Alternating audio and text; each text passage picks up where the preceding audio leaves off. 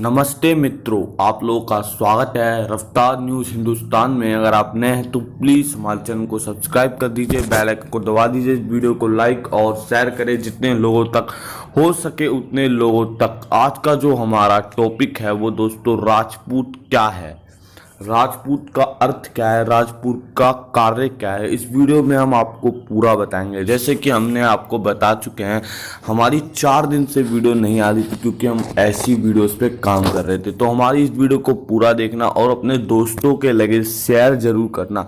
अगर आपको ये वीडियो अच्छी लगी तो लाइक जरूर कर देना।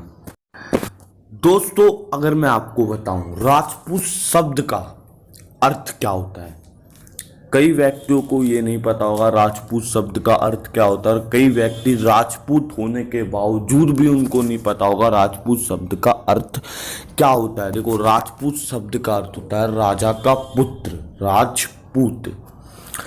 देखो, पश्चिमी काल में राजपूतीय शासन था भारत के अंदर, तो राजा का पुत्र राजपूत, इसका अर्थ ये होता है।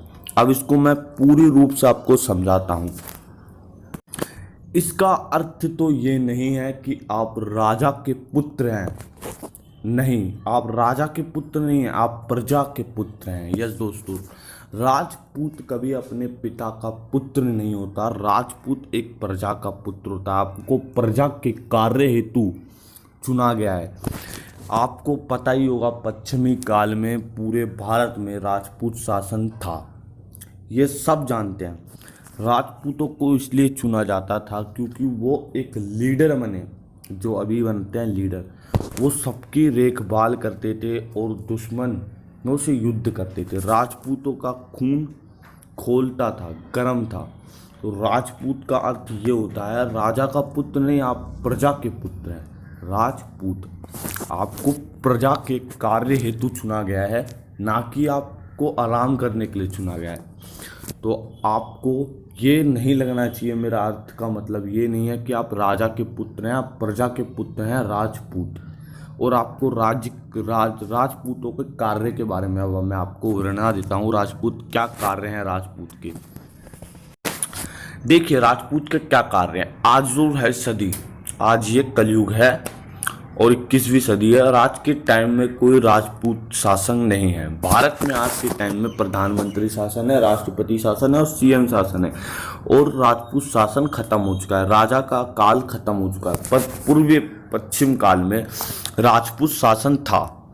तो राजपूत शासन का क्या कार्य था उस समय, मैं आपको अपनी कुछ छोटी सी सड़नी में आपको अगर समझाने की कोशिश करूं, उस समय राजपूतों का क्या कार्य था, आज के जो प्रधानमंत्री हैं उनका क्या कार्य है और उस समय के राजपूत का क्या कार्य है, कुछ भी अलग नहीं है। आज के प्रधानमंत्री ये देखते हैं कि भारत सिक्योर है या नहीं है, मतलब भारत में बाहरी से कोई हमला हो रहा है या नहीं हो रहा, आपको उससे कैसे बचना है, उसके लिए कितने हथियार चाहिए, उसके लिए कितने लोग चाहिए, ये देखते हैं। पहले के राजपूत भी यही देखते थे कि मेरे राज्य बाकी राज्यों से सिक्योर है या नहीं है, क्या मेरे राज्य में ये हथियारों की ज़रूरत पड़ेगी, क्या इन हथियारों में जंग नहीं लगे, इनकी धार कैसी होनी चाहिए, इनके ढांचे कैसे होने चाहिए, महल के ढांचे कैसे होने चाहिए, हमारी सरहद पे, भारत की सरहद पे कितने लोग खड़े होते हैं, वैसे राज्यों की सरहद पे कितने लोग खड़े होने चाहिए। जैसे कि दिल्ली और उत्तर प्रदेश की सरहद हो गई, हरियाणा की सरहद हो गई, हर जगह के राजपूत अलग हुए करते थे। तो ये निर्णय करते थे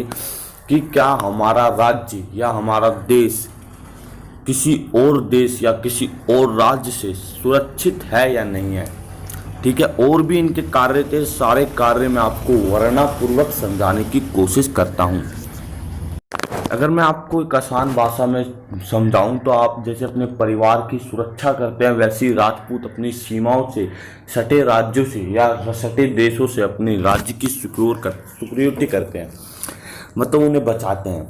और राजपूत के यही कार्य नहीं थे, राजपूत के कार्य ये भी थे कि अपनी प्रजा की सुने। अगर उनकी प्रजा में कोई ऐसा कार्य हो रहा है जिससे लोग आज सहमत है, उस कार्य पे अपना विचार रखना और 10 लोगों की महफिलों में बैठ के सुनना किसी और व्यक्ति की बात, जैसे अदालत, आज हमारे प्रधानमंत्री इतने लोगों की बात एक संग नहीं सुन सकते, तो इसके लिए भारत के अन्य अन्य जगहों पे अदालत बना रखी है जहाँ पे हम अपना केस लड़ते हैं। पुलिस थाना बना रखा है। पर उस समय अगर कोई बड़ी अपील सुननी होती थी तो राजाओं के पास जाते थे। राजा उस पर क्या निर्णय लेना चाहते हैं वो खुद लेते थे। राजा उन पर क्या निर्णय लेना है, उनको फांसी देना है, क्या देना है।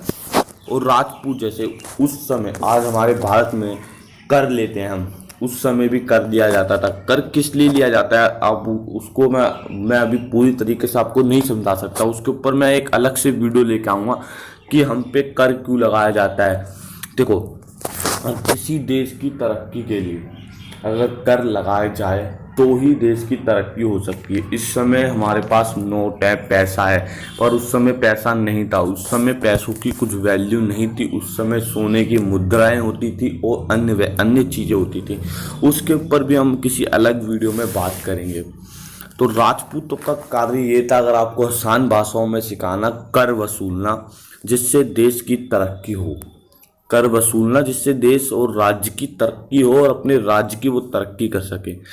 खेती पे नुकसान से बचाने की नीतियां तैयार करना। अपने देश की सुरक्षा के लिए हथियारों को इकट्ठा करना। जैसे कि आज भी प्रधानमंत्री अपने देश की सुरक्षा के लिए दूसरे देशों से, पाकिस्तान, चीन से सुरक्षा के लिए हथियार हम इकट्ठा करते हैं, वैसे राजपूत भी अपने सटे मतलब राज्यों से चुपके रहते थे उस समय राज्य, तो उनसे सिक्योर के लिए अपने हथियारों को इकट्ठा करते थे, जैसे कि तलवार हो गई, अन्य हथियार।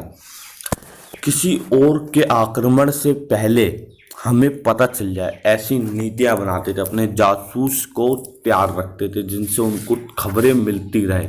राजपूतों के यही कार्य थे जिससे लोगों ने उनको राजपूत की उपाधि दी।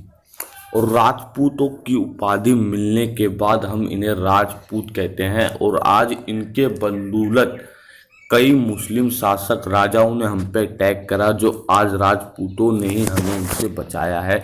ये भी इतिहास में बहुत बड़ा सच है। पृथ्वीराज चौहान जैसे वहाँ वीर राजपूत, और भी वीर राजपूत, शिवाजी राजपूत जी, और भी ग्रेट राजपूतों की बदौलत ही आज हम सुकून की सांस जी रहे हैं। तो इन राजपूतों के लिए मैं आपसे यही कहूँगा, इस वीडियो को लाइक करके जरूर जाना भाई। अगर आप ये सोच रहे होंगे राजपूत भाइयों की शिक्षा कैसे होती थी, एक आम व्यक्ति से उनकी शिक्षा बिल्कुल ही अलग होती थी।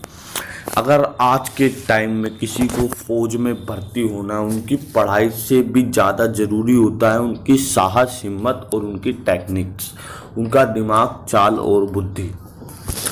तो पहले भी यही टेक्निक्स चलती थी राजपूत क्षत्रिय में। अगर उनके 10 बेटे हो गए, 10 बेटे में से कईयों को तो ऐसा भी होता था कई राज्य में कि सबसे बड़े बेटे को कुर्सी दे दी जाती थी। पर कई राज्य में ऐसा भी होता था, कई राजपूतों में, जो सबसे बहादुर पुत्र है उनका, उन्हीं को राजगद्दी मिलती थी। चाहे वो कोई भी हो, जो सबसे बहादुर पुत्र है उनका, उन्हीं को सिर्फ राजगद्दी की उपाधि मिलती थी।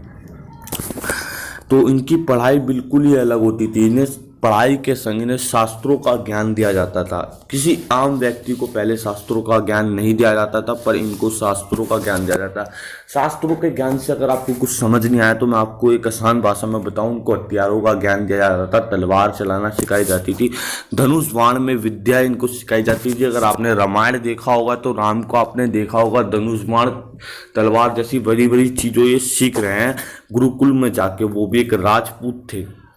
तो राजपूतों की पढ़ाई एक आम इंसान से बिल्कुल ही अलग होती थी। और ये अलग क्यों होती थी?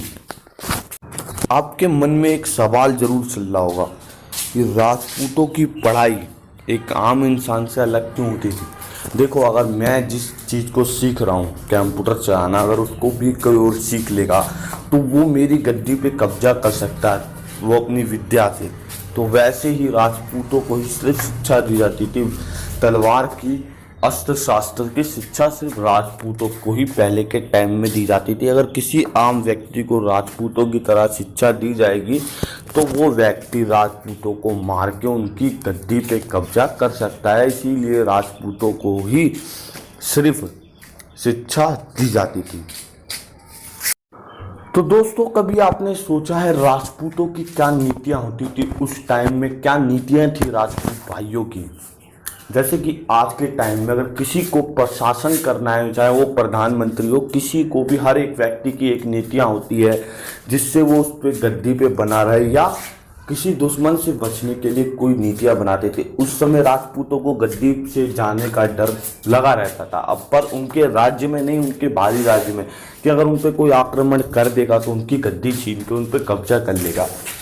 तो उनकी भी कुछ नीतियां थी, और आज के शासन में भी प्रधानमंत्रियों की नीतियां हैं कि कोई बाहरी से आक्रमण करके हमारे राज्य पे कब्जा ना कर ले, चाहे वो प्रधानमंत्री कोई सा भी हो, चीन से, पाकिस्तान से, अन्य देशों से बचने की नीतियां जरूर बनाता है। उस समय राजपूत भाइयों की भी नीतियां हुई करती थी। अब उनकी नीतियां ये थी, उनकी नीति कौन बनाते थे? राजपूत भाई अपनी नीति खुद नहीं बनाते थे, उनकी सभा में नीति को तैयार कराया था। उनकी सभा में 4 से 5 मैन लोग होते हैं जो उनकी नीति को सभा करते हैं, जिनमें से एक होता है गुरुकुल ब्राह्मण। यह दोस्तों उनके ब्राह्मण जो उनको शिक्षा भी देते हैं और जो उनकी नीतियों को भी संभालते हैं। तो उनकी उस लीडरशिप में बहुत बड़ा योगदान होता है, जिससे वो एक नीतियाँ बनाते हैं दूसरे देश से सुरक्षित रहने की। जैसे कि महल की दीवार को कितना ऊंचा करा जाए कि किसी देश से अगर तीर को चलाया जाए तो महल की दीवारों से ही टकरा के तीर टूट जाए या तीर जा ही ना पाए। अगर किसी लोग जासूस को हमारे सड़क को पार करना हो तो यहाँ पे कितने सैनिक लगाए जाए जिससे सड़क पार करना मुश्किल हो जाए। हर एक राज्य की, हर एक राजपूत की अलग नीतियां थी, जिससे राजपूत अपनी नीतियों के बलबूते पे अपने राज्य को बचाता था और अपनी गद्दी को बचाता था। आज के प्रधानमंत्री या राष्ट्रपिता की भी नीतियां हैं दूसरे देशों से बचने के लिए, तो उसके ऊपर भी हम अलग से वीडियो लाएंगे। पर ये राजपूतों की वीडियो थी, अगर आपको अच्छी लगी तो भाई दिल से कह रहा हूँ बहुत मेहनत करिए इस वीडियो के लिए, 3 दिन लगे हैं इस वीडियो को बनाने में। तो भाई प्लीज़ इस वीडियो को और भाइयों के लगे शेयर करा जाए, जिससे उन भाइयों को भी पता चले कि राजपूत भाइयों की क्या नीतियाँ थी पहले, क्या अर्थ है राजपूत भाइयों का, क्या सम्मान है राजपूत भाइयों का। तो प्लीज़ भाई इस वीडियो को जितने लोगों तक हो सके उतने लोगों तक शेयर करो, इस वीडियो को लाइक करो और हमारे चैनल को सब्सक्राइब करो। और हम इस समय एक वीडियो पे और काम कर रहे हैं, ब्राह्मण का क्या अर्थ होता है, तो उस वीडियो को भी बनते के साथ ही हम आपको दे देंगे। तो उस वीडियो को बनने में शायद 1 दिन लगेगा या शायद आज ही बन के तैयार हो जाएगी। वो वीडियो जैसी तैयार होगी वैसी ही कुछ एडिटिंग करके हम अपलोड कर देंगे आप हमारे चैनल पे। तो हमारे चैनल पे बहुत लेट वीडियोस आती हैं तो कहीं भाई नाराज़ है, तो मैं बता दूं भाई मेरे चैनल पे सिर्फ मैं ही एक बंदा हूँ जो वीडियो बनाता हूँ, और मेरी भी कोई ज़िंदगी है, मुझे कोई काम पड़ जाता है जिसके बलबूते पे मैं वीडियो नहीं बना पाता। तो मैं आपसे कहूँगा मेरे 1K सब्सक्राइबर्स पूरी करवा दो, जिससे मैं एक टीम बनाऊँ पैसा देके, जो मेरी टीम भी इस पर वीडियो अपलोड करे। तो जल्द से जल्द इस वीडियो को जितने लोगों तक हो सके उतने लोगों तक सब्सक्राइब करवा दो यार भाई प्लीज़।